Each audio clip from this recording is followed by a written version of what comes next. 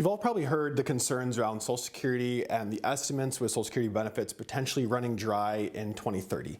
The concern though is these are just estimates. Now I believe we have a lot of smart people in the government, but reality is they don't really know exactly when this date's going to happen.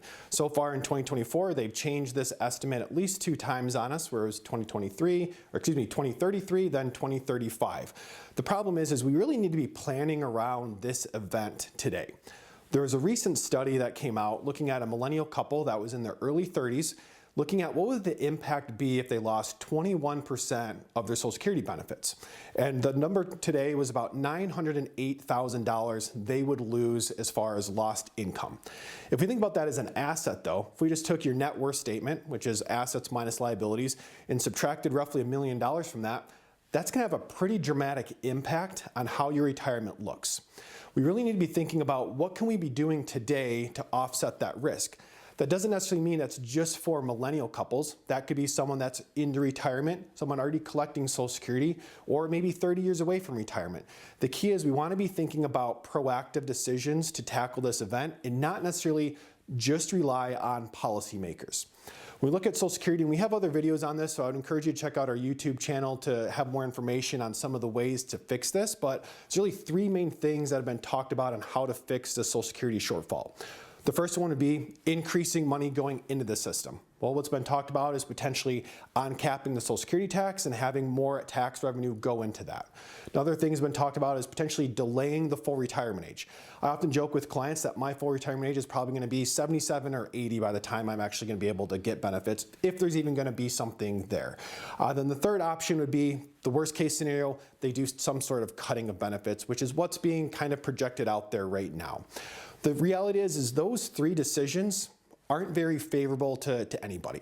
And we look at politics in general, usually the first thing they do when they get elected to office is try to get reelected.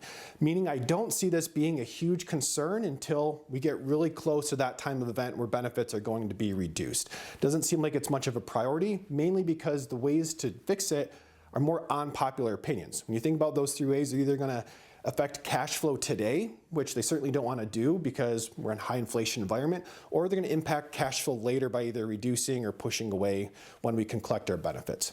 So what I encourage you to do is again, it doesn't really matter where you are in this retirement planning process, is have different retirement plans that you're working off of. So as an example, my wife and I, we really have kind of 3 retirement plans that we have.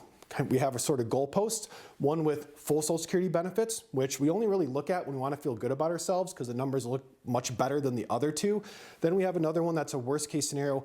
What if we have no retirement benefits from Social Security? That obviously puts a lot of stress on our other investments. What that tells us is, well, here's what we need to be doing today. We're likely going to have something in the middle, but we really don't know. Social Security, I believe personally, it's not really ever going to go away. It's a tax system, so as tax revenue is going into it, it's going to continue to pay benefits out. However, we do want to think about if that's reduced, and again, we have $1 million potential loss in our investment accounts, what is the investment impact of that, and how do we project out to what we need to be doing today to solve for that? And so what we want to start to think about is, again, building out those retirement plan scenarios, practice off the worst case, think about what do we need to do today from a savings standpoint. Now I get it, we're all experiencing this high inflation, groceries are really expensive, maybe you don't have the cash flow to increase savings.